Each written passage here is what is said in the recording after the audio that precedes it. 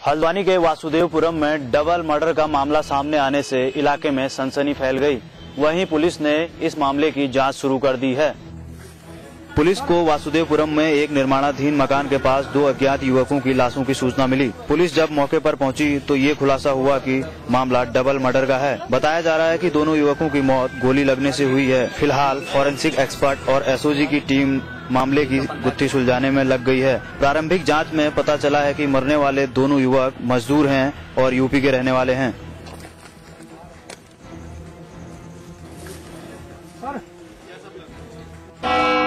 हापुड़ धोलाना क्षेत्र के गांव सपनावत में 2 पक्षों में जमकर झगड़ा हो गया। झगड़ा पैसों को लेन देन को बताया जा रहा है। ग्राम सपनावत में आज 2 पक्षों में उस समय झगड़ा हो गया जब सालेपुर कोटला के अंदर सपनावत के लोग किसी बात को लेकर यहां पर पहुंचे थे। दोनों तरफ से लाठी डंडे जो चाकू का इस्तेमाल हुआ। बताया जा रहा है कि इस झगड़े में फायरिंग भी हुई और फायरिंग में गोली लगने से और एक चाकू लगने से 1-2 युवक घायल हो गए।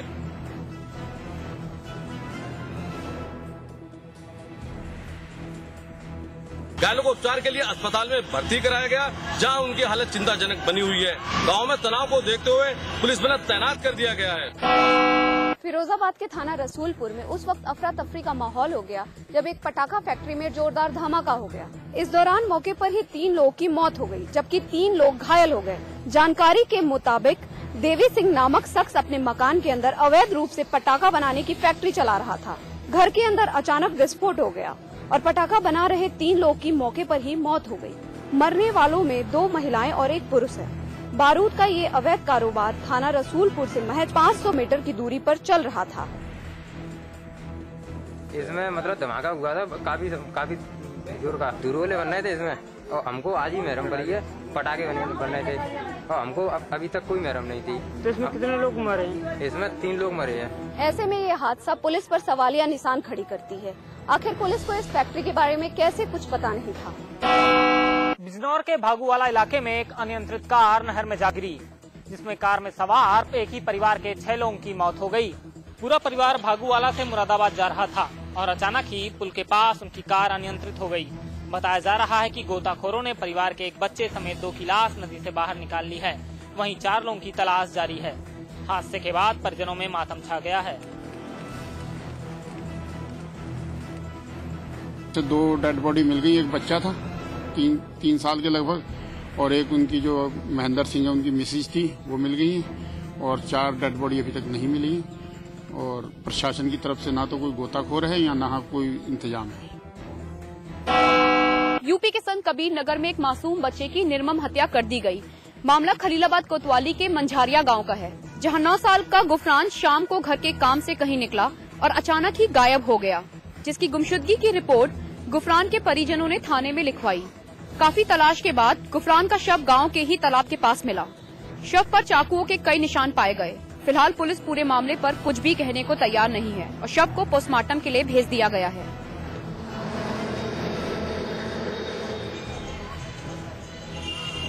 बेरहमी से उसको मारे।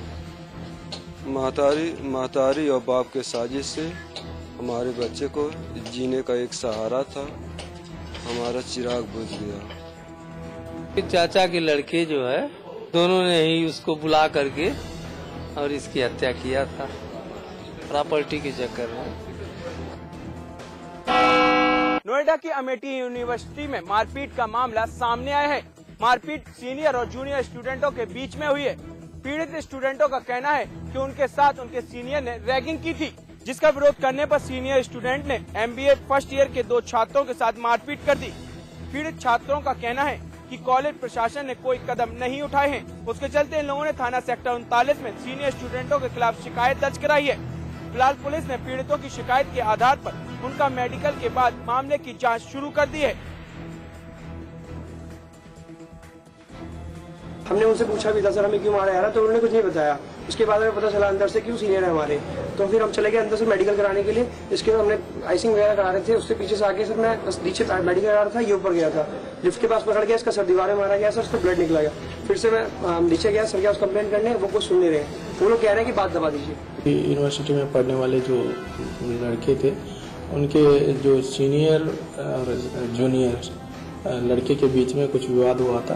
यही था कि सीनियर लड़के को सर करके एड्रेस नहीं किए थे इन्होंने, जूनियर ने, और इसी विवाद पे इन लोगों के बीच में झगड़ा हुआ था। मथुरा के वृंदावन में एक छात्र की संदिग्ध मौत का मामला सामने आया है। ये मामला संत विजय कौशल महाराज के आश्रम निकुंज वन का है। यहाँ महोबा का रहने वाला छात्र आकाश 2.5 साल से संस्कृत की शिक्षा ले रहा था। आकाश के साथ उसके चचेरे भाई भी रहते थे। उनका कहना है कि सोमवार को रोज की तरह आश्रम में भजन कीर्तन चल रहा था, जहाँ से आकाश अचानक कहीं चला गया और काफी ढूंढने के बाद काफी दूर आकाश का शव पेड़ से लटका मिला। देखा कि आकाश लटके थे, हमने जाकर के बुलाया, हमने कहा आकाश को बुलाए, जब नहीं बोले गंडी नहीं बोले हम सब कुछ लाए। खास चित्त अवस्था में पड़ी है, रखी है कमरे में, दरी नीचे बिछी है, ऊपर चादर ओढ़े हुए। जैसे आश्रम पर फांसी पे लटकी हुई थी तो आप लोगों को कुछ नहीं, हमको पेड़ पे लटकी नहीं मिली, हमको तो पूरा लेटा हुआ लड़का मिला है। बॉडी गले पे निशान है, चोट का निशान कहाँ बोल रहा है, उसका चादर का निशान है, चादर से सुसाइड किया। अभी तक प्रथम दृष्टया क्या शुरुआती जांच, तो पोस्टमार्टम के बाद क्लियर होगा। फिलहाल पुलिस इस मामले की जांच में जुटी हुई है और पोस्टमार्टम रिपोर्ट सामने आने के बाद ही कुछ कहने की बात कह रही है। गोरखपुर के खोराबार थाना क्षेत्र में आबकारी विभाग की टीम ने छापेमारी कर तड़के में 100 लीटर शराब बरामद की है।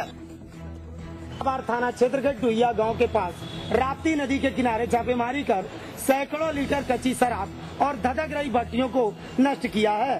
साथ ही हजारों कुंटल लहन को भी नष्ट किया है। मौके से पुलिस किसी को भी गिरफ्तार करने में नाकाम रही। लगभग 100 लीटर करीब कच्ची शराब और लगभग 50-60 कुंटल लहन हमने नष्ट किया मौके से। लगातार शिकायत मिल रही थी, पहले भी आके यहाँ दबिश करते रहते हैं और आगे भी करते रहेंगे। यही नदी के किनारे जो है अच्छा भट्टियाँ चल रही थी, जिसको अभी हमने नष्ट कर दिया। छापेमारी में बरामद हुई अवैध शराब, 100 लीटर अवैध शराब बरामद, नष्ट की गई अवैध शराब की भट्टियां, हजारों कुंटल लहन को भी किया गया नष्ट। मुख्यमंत्री विजय बहुगुणा ने सचिवालय में डेंगू के संबंध में समीक्षा बैठक करते हुए अधिकारियों को प्रभावित क्षेत्रों में विशेष जांच शिविर लगाकर मरीजों के समुचित उपचार के निर्देश दिए हैं। उन्होंने आवश्यक स्प्रे व फॉगिंग करने को भी कहा है ताकि मच्छर न पनपे। प्रदेश के स्वास्थ्य मंत्री सुरेंद्र सिंह नेगी ने बताया कि राज्य में कुल 80 मामलों में डेंगू के प्रारंभिक लक्षणों की पुष्टि हुई है, जिनमें देहरादून में 11, हरिद्वार में 57, नैनीताल में 7, उधम सिंह नगर में 5 मामले सामने आए हैं। हरिद्वार जिले के माही व रावली गाँव में अधिक मामले मिले हैं। यहाँ स्वास्थ्य विभाग द्वारा विशेष कैंप लगाए गए हैं। अभी तक राज्य में किसी भी व्यक्ति की डेंगू से मृत्यु नहीं हुई है। अस्पताल में इलाज के लिए आए मरीजों में से अधिकांश ठीक होकर अपने घर जा चुके हैं। हालांकि अभी तक प्लेटलेट्स की कहीं मांग नहीं हुई है। कुछ मामलों में सहारनपुर रेफर होकर आने के बाद पर मुख्यमंत्री ने स्वास्थ्य मंत्री सुरेंद्र सिंह नेगी से उत्तर प्रदेश के स्वास्थ्य मंत्री से वार्ता करने को कहा है ताकि डेंगू को फैलने से रोकने के लिए समन्वित प्रयास किए जा सके। उत्तराखंड कांग्रेस के वरिष्ठ नेता हरीश रावत को केंद्र सरकार में कैबिनेट मंत्री बनाए जाने के बाद उनके समर्थक बेहद खुश नजर आ रहे हैं। उनकी ये खुशी उनके चेहरे पर साफ दिखाई दे रही है। उत्तराखंड के मुख्यमंत्री विजय बहुगुणा की कैबिनेट में मंत्री दिनेश अग्रवाल का कहना है कि हरीश रावत को उनका वाजिब हक अब मिला है, क्योंकि प्रदेश में कांग्रेस की सरकार लाने में श्री रावत का बहुत बड़ा योगदान है। और जो रावत जी को ड्यू शेयर उनका मिलना चाहिए, जिस तरह से उनका देश की राजनीति में, प्रदेश की राजनीति में एक अपना स्थान और उनका कार्य रहा है और उन्होंने हमेशा जुझारूपन से कांग्रेस को आगे बढ़ाने का काम किया है। मैं तो बहुत आभार व्यक्त करना चाहता हूं सोनिया जी और मनमोहन सिंह जी का कि जिन्होंने हरीश रावत जी को तो यहाँ से उत्तराखंड के वो क्योंकि सांसद है उत्तराखंड से एक सीट हरिद्वार से, उनको कैबिनेट में स्थान देकर निश्चित रूप से हम सबका बहुत ही हौसला भी बढ़ाया, मान भी बढ़ाया। काशीपुर में व्यापार मंडल ने लगाया है पुलिस विभाग और सेल टैक्स अधिकारियों पर मिलीभगत कर उत्पीड़न का आरोप, जिसके चलते व्यापार मंडल के नेतृत्व में सैकड़ों व्यापारी सड़कों पर उतरे। उन्होंने पुलिस अधीक्षक का घेराव कर व्यापारियों पर उत्पीड़न रोके जाने की मांग की। व्यापारियों का आरोप था कि पुलिस कार्रवाई की आड़ में वाणिज्य कर अधिकारी व्यापारियों का शोषण कर रहे हैं।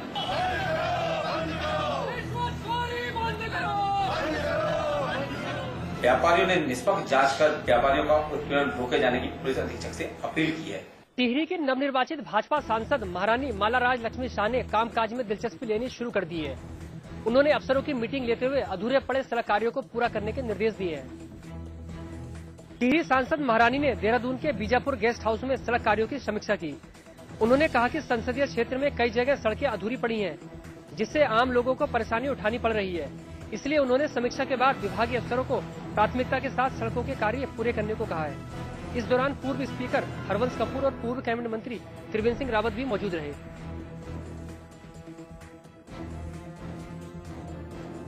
काम जल्दी से जल्द होना चाहिए। सड़क का जो प्रॉब्लम्स है, बिजली का तो है ही है, मगर सड़क का हमने पहला आज इसी से शुरू किया है, रावत जी और कपूर साहब, और हमने इसी के लिए मेन चीज यही था। महारानी मालाराज लक्ष्मी ने हाल ही में टिहरी लोकसभा उपचुनाव जीता है। उनके सामने कम समय में ज्यादा काम करके जनता की उम्मीदों पर खरा उतरने की बड़ी चुनौती है। लोनी के मुस्तफाबाद में एक किशोरी को जलाकर मार डाला गया। परिजनों का आरोप है कि पड़ोस में रहने वाले 5 युवकों ने ही बलात्कार के बाद उसकी हत्या की। गाजियाबाद के लोनी में 16 वर्षीय किशोरी को जलाकर मार डाला गया। मुस्तफाबाद निवासी वसीम परिवार के साथ कहीं गया हुआ था। पीछे से घर में वसीम की पुत्री जीनत व 2 बच्चे थे। मंगलवार सुबह वसीम घर लौटा तो देखा कि जीनत का शव जली हुई हालत में घर में पड़ा था। जीनत के शरीर पर कपड़े भी नहीं थे, जिस पर परिजनों ने बलात्कार के बाद उसकी हत्या की आशंका जताई।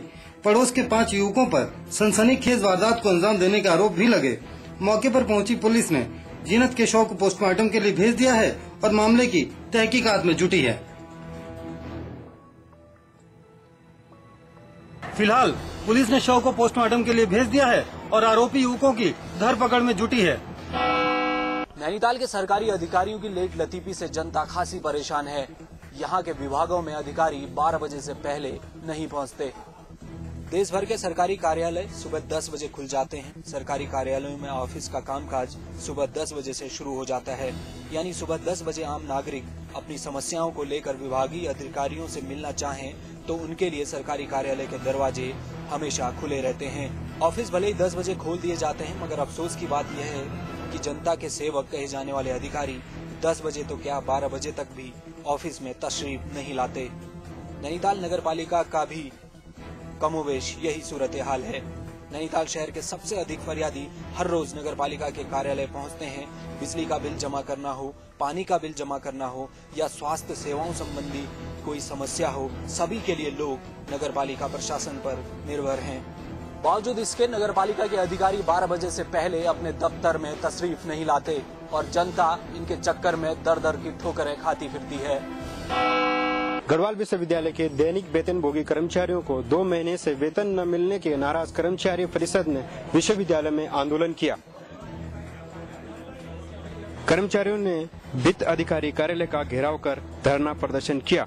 कर्मचारियों का कहना है कि पिछले 10-15 सालों से विश्वविद्यालय के महत्वपूर्ण कार्य करने के लिए लगे कर्मचारियों को 2 महीने से वेतन नहीं दिया गया, जिस कारण उन्हें इस प्रकार विरोध करना पड़ा। साथ ही कर्मचारियों ने चेतावनी दी है कि यदि उनकी मांगों को मांग नहीं मानी गई तो आंदोलन उग्र करेंगे। रुद्रपुर में तकरीबन 75% होटल, धर्मशालाएं और लॉज सरकार को हर साल करोड़ों का चूना लगा रहे हैं। दरअसल इन होटलों का अब तक सराय एक्ट के तहत पंजीकरण न होने से राज्य सरकार को हर साल करोड़ों के राजस्व का चूना लग रहा है।